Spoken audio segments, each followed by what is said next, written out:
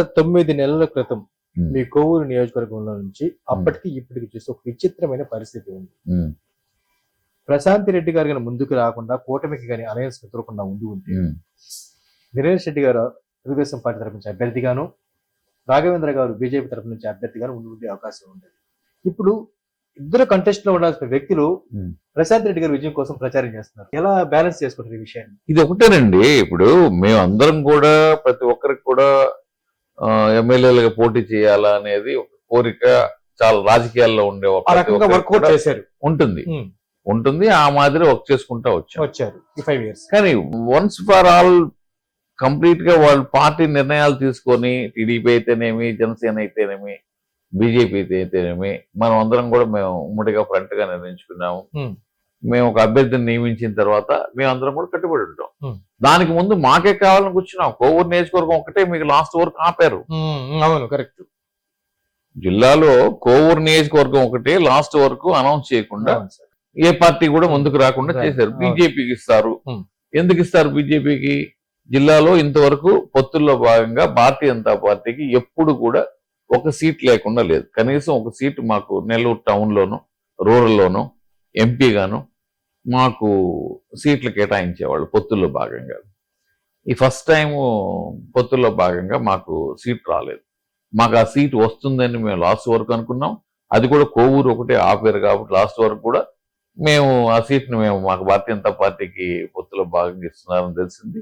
Last లో ప్రశాంత్ రెడ్డి గారి పేరు బయటికి రావడం, అప్పుడు మేమంతా కూడా కొంత 2-3 రోజులు కొంచెం ఇన్ని సంవత్సరాలుగా పార్టీకి సేవ చేస్తా ఉన్నాం. ఈ లాస్ట్ లో ఇలాంటి అవాంతరం రావడం అనేది అందరూ బాధపడిన మాట, వాస్తవం. ఇవన్నీ దాంట్లో ఏం లేదు. తర్వాత మళ్ళీ మనం పార్టీకి కట్టుబడి ఉండేవాళ్ళం కాబట్టి పార్టీ ఏది చెప్తే అది మాకు పార్టీ పిలిచి మనం ఇలా చేయాలా అలా చేయాలా అదే మాదిరి మేము. Okay sir. మారిన రాజకీయ సమీకరణ నేపథ్యంలో ప్రజెంట్ వేమిరెడ్డి ప్రశాంత్ రెడ్డి గారి మధ్యలో నిలబెట్టుకుని ఈవైపు మీరు కావచ్చు, మరోవైపు దినేష్ రెడ్డి గారు కావచ్చు, పోటాపోటీగా ప్రచారం చేస్తూ ప్రజలకు వెళ్తూ ఉంటారు. మేడం గారి జర్నీ ఎలా ఉంది అంటే ఏ విధంగా అంటారు మీరు? ప్రజా సమస్యల్ని ఆమె పరిష్కరించుతుందన్న నమ్మకం మీకు కలుగుతుంది? 100% ఉందండి. కాన్ఫిడెన్స్ గా చెప్తున్నారు. ఓకే. ఏదో మనం ఏదో చెప్పేసి వెళ్ళిపోవాలనుకునే తత్వంలో వారు మాట్లాడతారు. చాలా కాన్ఫిడెన్స్ గా చెప్తున్నారు. అది ప్రజలకు వెళ్తుంది. ఫలితాలు తీసుకుంటారంటారు? తీసుకుంటుంది. Okay sir. ఇప్పటి వరకు నెల్లూరు జిల్లాలో అంటే ఎంపీ, ఎమ్మెల్యే ఒకే ఫ్యామిలీ నుంచి ఉన్న సందర్భమే లేదండి. మరి ఈసారి చరిత్ర సృష్టించబోతున్నారా? డెఫినెట్ గా సృష్టిస్తుంది రాష్ట్రంలోనే. ఎందుకంటానంటే ప్రభాకర్ రెడ్డి గారికి ఆయనకి కేంద్ర ప్రభుత్వ పెద్దలందరితో కూడా సన్నిహిత సంబంధాలు ఉన్నాయి. అంటే గతంలో వైఎస్ఆర్సీపీ మంత్రులందరూ కూడా, ఎంపీలు కానీ అందరూ కూడా కేంద్ర ప్రభుత్వంతో అందరూ కూడా సన్నిహితంగా ఉన్నారు. పరిచయాల వల్ల 6 సంవత్సరాలుగా వారు రాజ్యసభ మెంబర్ గా పార్లమెంట్ లో రాజ్యసభలో ఉన్నందువల్ల ఆ పరిచయాలతోటి కేంద్ర ప్రభుత్వం నుంచి ఎక్కువ నిధులు నెల్లూరు జిల్లాకు తీసుకురావడానికి ఒక మంచి ప్లాట్ఫామ్ ఉంటుందండి ఇప్పుడు. సో ఎంపీగా వేమిరెడ్డి ప్రభాకర్ రెడ్డి గారు, ఎమ్మెల్యేగా వేమిరెడ్డి ప్రశాంత్ రెడ్డి గారు విజయం సాధిస్తే కోవూరు ప్రగతి ఎలా ఉండే అవకాశం ఉందా సార్? నేను నిన్నే చెప్పానండి. నేను ఆంధ్ర రాష్ట్రంలోనే నెల్లూరు జిల్లాలోనే కోవూరు నియోజకవర్గం మొట్టమొదటి స్థానంలో ఉంటుంది డెవలప్మెంట్ విషయంలో. మనకు మౌలికంగా మనకేంటంటే సముద్ర తీరం చాలా ఉంది. మన గవర్నమెంట్ స్థలాలు చాలా ఉన్నాయి, 100,000 ఎకరాలు ఉన్నాయి. సెజ్జులు పెట్టుకోవడానికి కిసాన్ సెజ్ ఉందండి. ఆ సెజ్జులో ఏమైనా చేయొచ్చు. కేంద్ర ప్రభుత్వం నుంచి నిధులతో గానీ వారి సపోర్ట్ తో గానీ ఎన్నో చేయొచ్చు. అది మా కొరవూరు మండలంలో స్టేట్ ఎగ్జిక్యూట్ చేస్తుందండి. ఫండ్స్ కానీ పర్మిషన్స్ కానీ అన్ని కూడా కేంద్రం నుంచి వస్తాయి. దానికి ప్రభాకర్ రెడ్డి గారు కానీ పార్లమెంట్ లో ఉంటే ఈ జిల్లా, ఈ నియోజకవర్గానికి మొట్టమొదటి స్థానం ఉంటుంది. అది మేము నమ్ముతున్నాం. సో కోవూరు నియోజకవర్గ నివాసిగా చాలా హ్యాపీగా ఫీల్ అవుతున్నాం. సో ఒక అరుదైన అవకాశం, మంచి అవకాశం మా నియోజకవర్గానికి వస్తుంది. అందులో మీరు భాగం కాబోతున్నారు. డెఫినెట్ గా.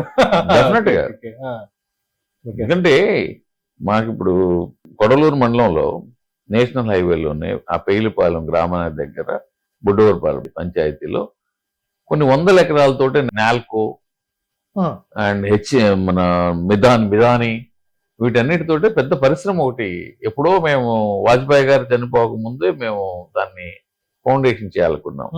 అప్పుడు వారు అంతా టెంట్లన్నీ వేసి నాయుడు గారు పక్క రోజు వస్తున్నారు. ఆ టైంలో వారు చనిపోయారు. వాజ్పేయి గారు కాదండి, కేంద్ర మంత్రి అరుణ్ జైట్లీ గారు.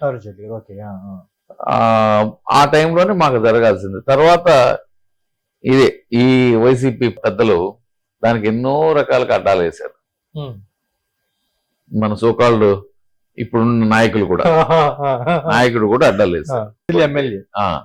ఆయన కూడా చాలా అడ్డాలు వేశారు. ఆ తర్వాత అవన్నీ కూడా దాటుకొని ఇప్పుడు ప్రహరీ గోడలన్నీ కూడా 110 ఎకరాలు అనుకుంటున్నారు. ప్రహరీ గోడలు కూడా నిర్మించారు. కర్మాగారాన్ని త్వరలో అది వచ్చేసి డిఫెన్స్ హెలికాప్టర్స్ అన్నిటికీ light weight aluminium moulding machine అన్ని కూడా తయారు చేసే ఫ్యాక్టరీ అండి సెంట్రల్ గవర్నమెంట్. సో పారిశ్రామికంగాను, మౌలిక పరంగా గాను, డెవలప్మెంట్ విషయాలుగా అన్ని రకాలుగా కూడా కోవూరు ప్రగతి బాగా ఉండే అవకాశం ఉందంటారు. ఉంటుందండి. ఇప్పుడు ఇంకోటి ఏంటండి, తెలుగుదేశం పార్టీ వాళ్ళు లాస్ట్ టైం ఉండేటప్పుడు కూడా ఎన్నో ఎయిర్పోర్ట్లు తీసుకొచ్చారు రాష్ట్రంలో. కర్నూలు ఓరుగల్లు అయితేనేమి, కడప ఎయిర్పోర్ట్ డెవలప్మెంట్ అయితేనేమి, రాజమండ్రిని కొంచెం కడప, రాజమండ్రి, దగదత్తి ఎక్కడ ఉందండి? Question mark. దగదత్తి మండలంలో అది ఎప్పుడూ నిర్మాణం జరిగిపోవాల్సింది. ఎందుకంటే నెల్లూరు జిల్లాలో ఫ్లైట్ ట్రావెలర్స్ చాలా మంది ఉన్నారు. మేము చెన్నై పోయి ఎక్కుతున్నాం. ఈ తిరుపతి నుంచి అంటే చిన్న ఫ్లైట్స్ ఉంటాయి. అవన్నీ కూడాను తక్కువ, అంటే ఫ్రీక్వెన్సీ లేదు. చెన్నై నుంచి అయితే ఎక్కడికి వెళ్ళాలన్నా ఎవ్రీ హాఫ్ అన్ అవర్ లో ఒక ఫ్లైట్ దానివల్ల అక్కడికి వెళ్తున్నాం. అక్కడికి వెళ్ళాలంటే 3-4 అవర్స్ పడుతుంది.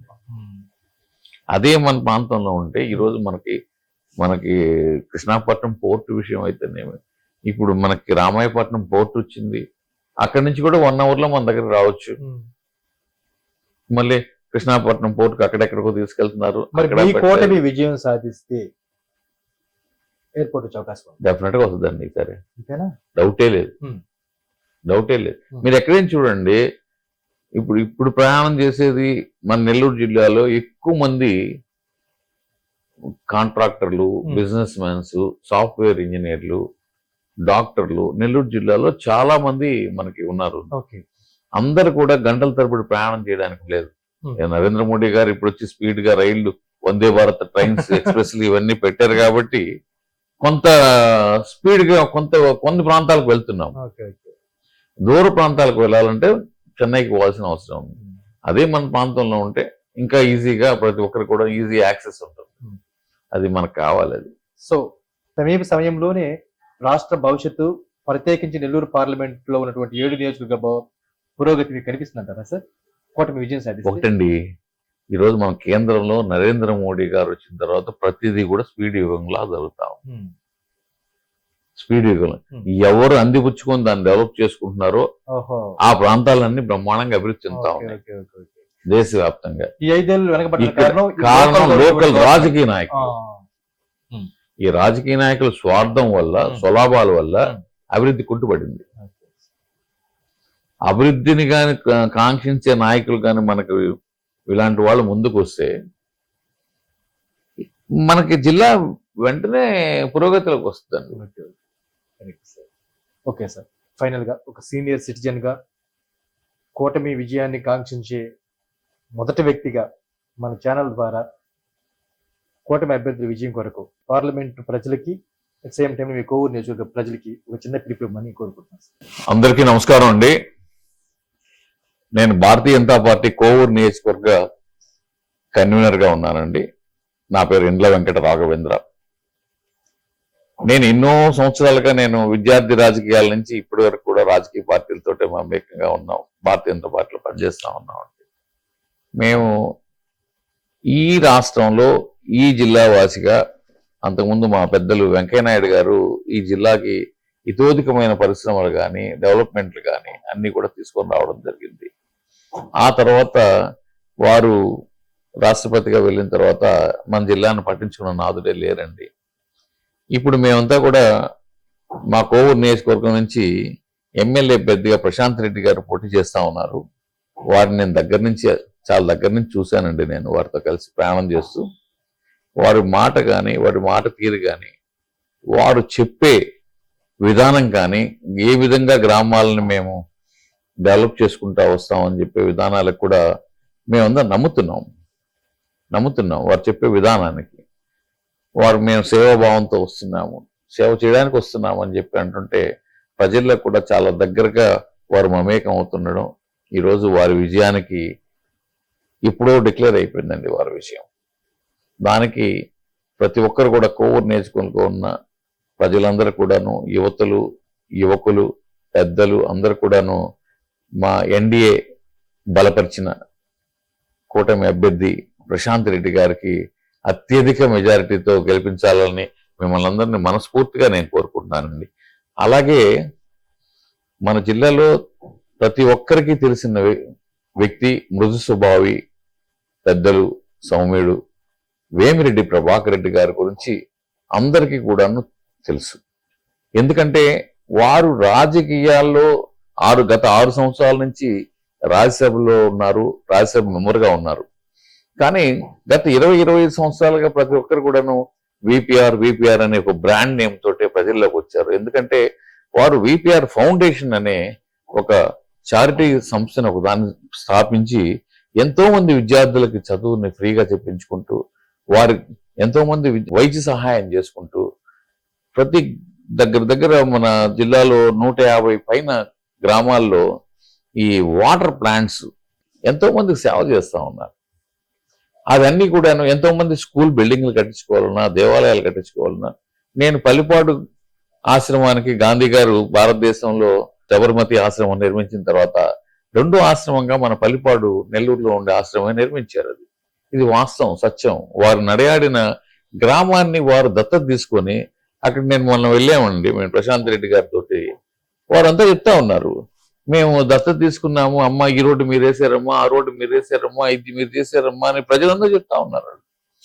అలాంటి కార్యక్రమాలని, ఎన్నో కార్యక్రమాలని మన ప్రభాకర్ రెడ్డి గారు స్వచ్ఛమైన మనసుతోటే వారు గ్రామాలకు సేవ చేయాలి, ప్రజలకు సేవ చేయాలి, మనం సంపాదించిన సంపాదనలో కొంత భాగాన్ని మనం ప్రజలకి సేవ చేయాలనే భాగంలో కొన్ని సంవత్సరాలుగా వారు సేవ చేస్తున్నారు.